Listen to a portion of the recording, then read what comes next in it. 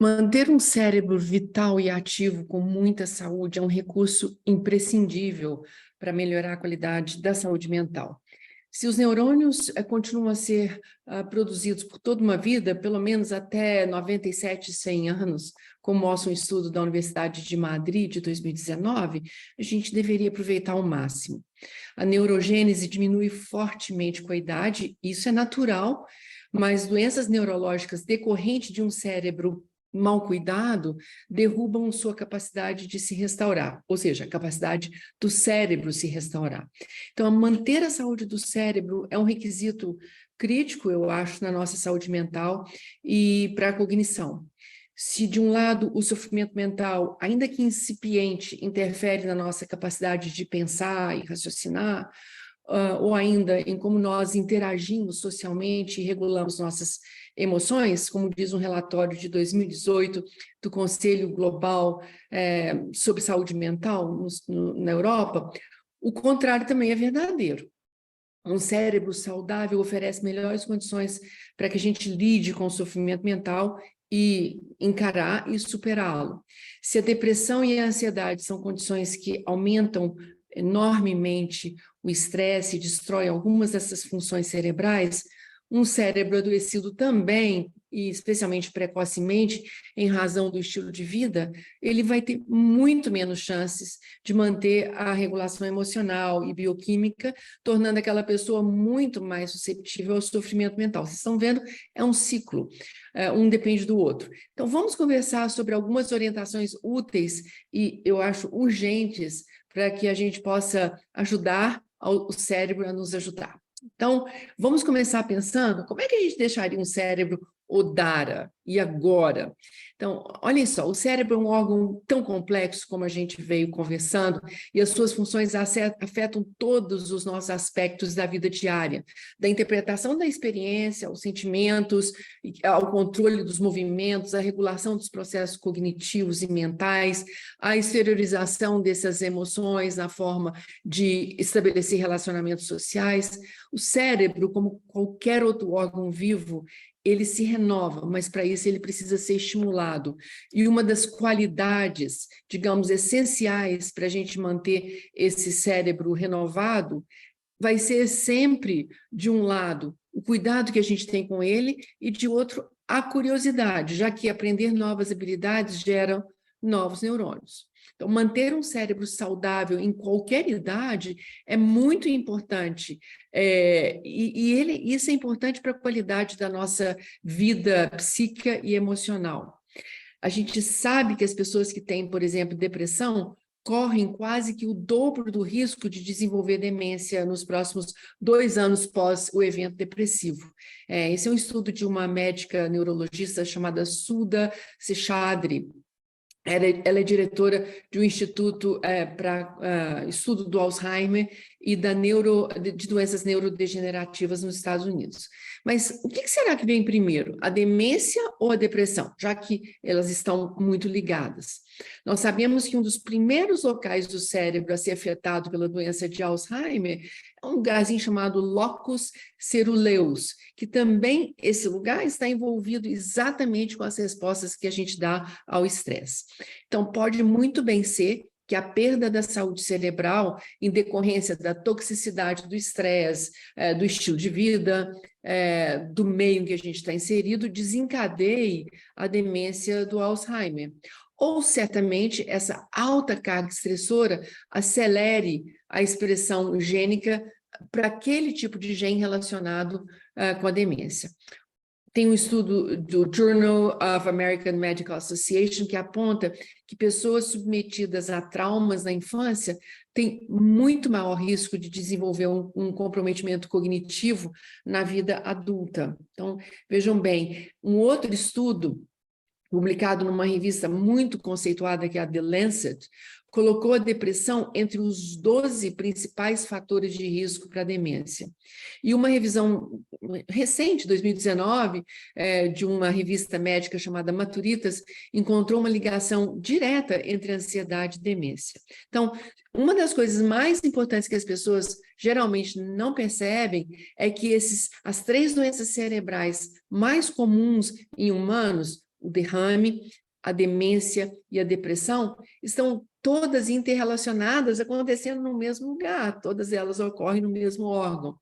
E se uma pessoa foi diagnosticada com uma dessas 3 doenças, uma só, o risco de sofrer as outras 2 aumenta 2 vezes.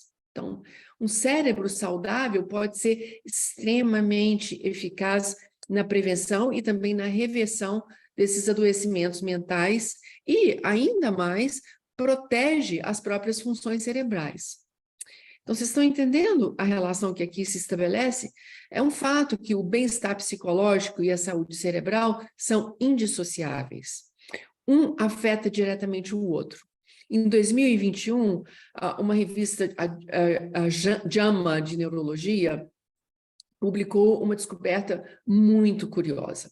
Pessoas que tinham alguém para conversar tiveram um desempenho cognitivo melhor do que aqueles que não tinham.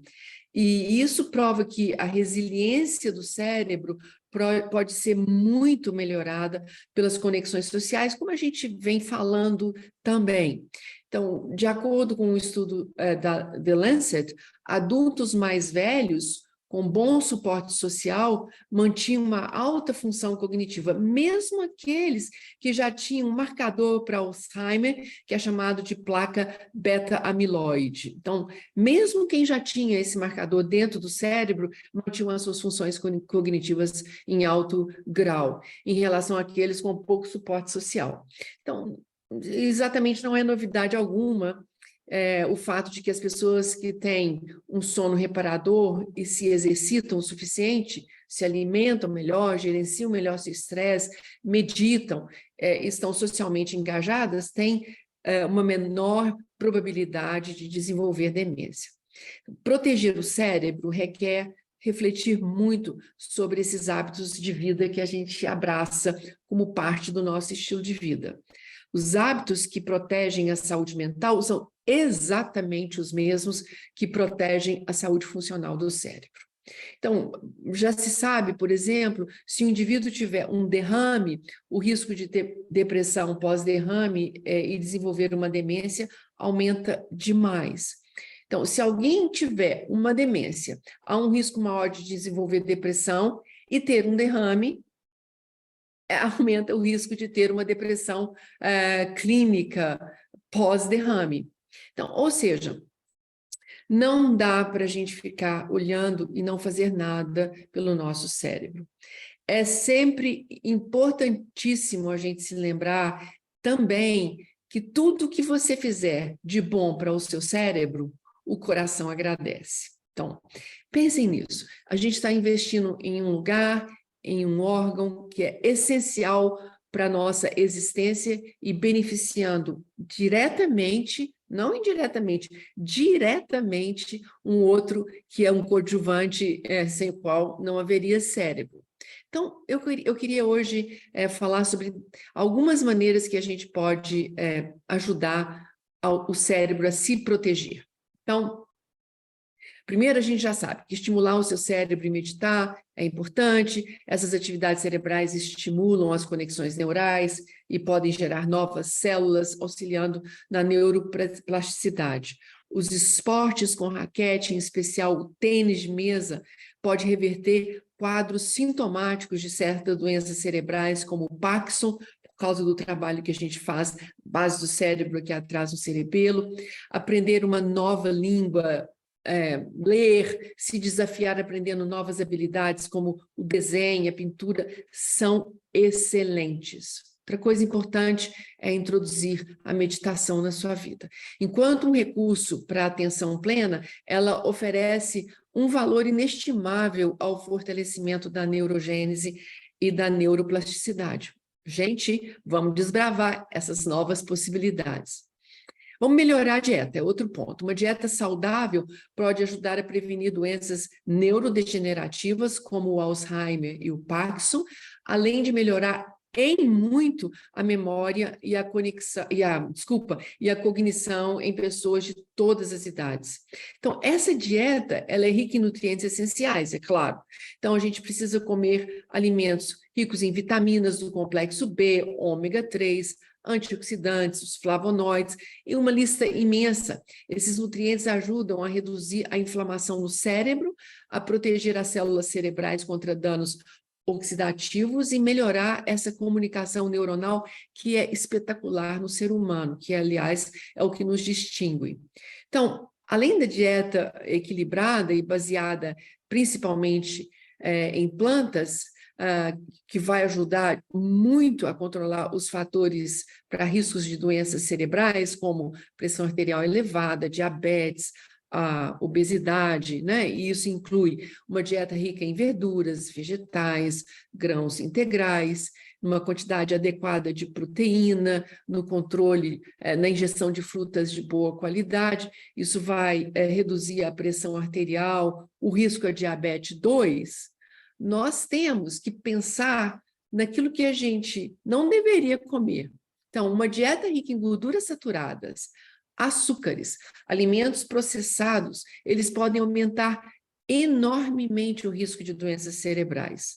É cheio de estudos que provam que uma dieta rica em gordura saturada, por exemplo, aumenta o acúmulo de placas beta-amiloide no cérebro, que é um fator de risco muito importante para o Alzheimer. Então, outro elemento que eu quero trazer para vocês é vocês refletirem sobre a existência de uma relação direta entre o cérebro e os intestinos. Você sabia disso? Então, essa relação entre cérebro e intestino é conhecida como o eixo cérebro-intestinal. Sério, gente. Essa é uma conexão que ocorre por meio de uma comunicação bidirecional entre o sistema nervoso central, que inclui lá o cérebro, e o sistema nervoso entérico, do sistema entérico do nosso aparelho digestivo e intestinal, que é uma rede complexa que está lá nos neurônios, presente no sistema digestivo. Então, os intestinos são conhecidos como o segundo cérebro. Incrível, não? Então, um elemento essencial dessa relação entre o cérebro e os intestinos é a microbiota intestinal, que é composta por bilhões de bactérias que vivem no trato gastrointestinal. Essas bactérias desempenham um papel, eu diria, fundamental na saúde do cérebro, e que pode influenciar, por exemplo, o humor, a cognição, o próprio comportamento, né, fruto das nossas emoções. Então, a comunicação entre a microbiota intestinal e o cérebro ocorre por meio de produções de substâncias químicas continuamente. São neurotransmissores, são metabólitos, isso tudo está circulando e sendo informado e contra-informado. Isso impacta a saúde geral do corpo e do cérebro. Por exemplo, alguns distúrbios do humor, como a ansiedade e a depressão, podem estar muito bem relacionados a alterações na comunicação entre o cérebro e os intestinos. Então, além disso, condições como a síndrome do intestino irritável, as doenças inflamatórias intestinais podem afetar tanto o funcionamento gastrointestinal quanto o bem-estar emocional.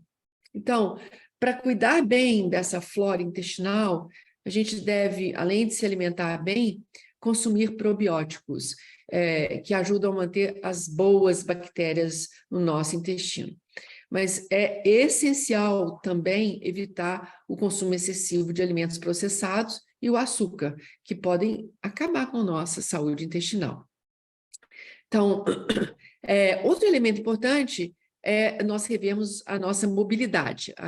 A gente não foi feito, nós não fomos projetados para ficarmos sedentários, gente, não mesmo. E não adianta a gente querer ser atleta só de final de semana, sacou? Não dá, isso não resolve. Quando se trata de exercícios, a regularidade é a chave para a saúde. A gente já falou demais disso por aqui, mas vale reforçar, porque isso impacta diretamente o cérebro. O aumento de atividade física, o exercício, aumenta a irrigação do cérebro, faz crescer novos vasos, levando mais oxigênio e nutrientes para os nossos neurônios. Além disso, o exercício estimula o crescimento de novas células nervosas e melhora a conexão entre elas. De novo, o que distingue a nossa capacidade cerebral é a qualidade das nossas conexões neurais. Ou seja, o nosso cérebro vai ficar mais eficiente, mais plástico, aumenta a sua plasticidade, mais adaptável, e o que é ótimo para garantir a saúde cerebral numa idade avançada. Não para por aí, não, de jeito nenhum. O exercício também ajuda a controlar a pressão arterial, o colesterol, o açúcar no sangue, ele é excelente para reduzir o estresse. Então, veja lá, é bom para o coração e é bom para o cérebro. Então, melhora a sua condição geral. Vamos falar um pouquinho de pressão arterial. A pressão alta na meia-idade aumenta o risco de declínio cognitivo na velhice. Então, mudar os nossos hábitos e o nosso estilo de vida para manter uma pressão regulada é outro fator que ajuda demais o cérebro e o coração. E isso se faz através da alimentação, da atividade regular, atividade física regular e do controle de ingestão de álcool e do manejo de estresse. Outra coisa importante é a gente pensar na nossa curva glicêmica. Vocês sabiam que o diabetes é um fator de risco importante para a demência? Eu não sei se vocês já pensaram que vocês podem ajudar a prevenir o diabetes reduzindo simplesmente a ingestão de açúcares e doces e aumentando a ingestão de carboidratos complexos, carboidratos do bem, que são digeridos mais lentamente pelo organismo e fornecem energia de uma forma mais gradual e constante. Com isso, a gente evita aqueles picos de glicose, sobe rapidamente com carboidratos péssimos, desce rapidamente, que são péssimos para a saúde, acelera o nosso envelhecimento precoce geral e danifica o nosso cérebro. Alguns exemplos de carboidratos complexos incluem os grãos integrais, a quinoa, além de legumes, verduras e frutas. Esses alimentos são riquíssimos em fibras, em vitaminas, em minerais, o que é ótimo para a saúde de um modo geral e importante porque protege o cérebro. Segundo ponto, ou terceiro, ou quarto, ou quinto, eu não sei, nós já falamos muito, mas é o colesterol.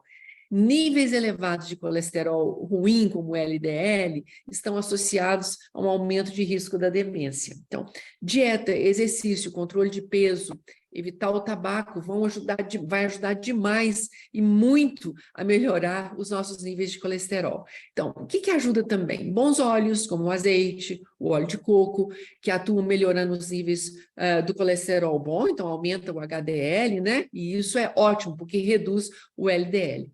Gente, outra coisa importante é não dá mais para fumar. Nada mais a dizer. Se a gente quiser envenenar, a gente busca o cigarro. Se misturado ao álcool, então, o seu risco de surgir um câncer é quase que certeiro. Beber é péssimo, não só porque aumenta o risco para o câncer, mas particularmente porque te coloca numa rota de demência. Pessoas que fazem uma bebedeira, como a gente diz, apenas uma vez por mês, têm 2,5 mais chances de degenerarem seus cérebros precocemente. Então, beber e fumar já era. Proteger a sua mente seria um recurso excelente também, porque a falta de sono e o sofrimento mental, como a gente viu no início, são fatores diretamente relacionados à perda de função cognitiva. Então, isso é urgente. Com isso, nós nos ajudamos aqui meditando, contemplando ou fazendo algo que relaxe. Descansar das suas telas pelo menos 1 hora antes de dormir. Sei que isso é difícil, mas faz toda a diferença.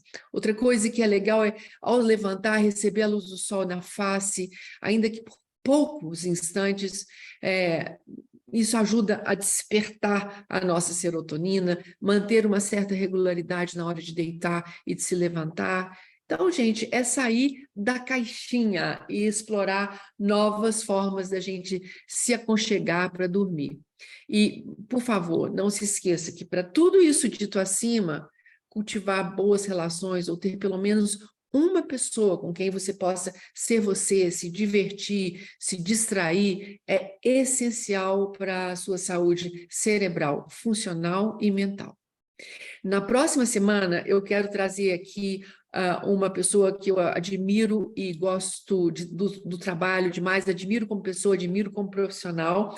Eu vou bater um papo com a nutricionista Silvana Portugal e nós vamos falar exclusivamente sobre tipos de alimentos e suplementação que vão garantir uma maior saúde cerebral e uma maior longevidade dessa saúde cerebral. Fiquem ligados, então. Até lá, um beijo.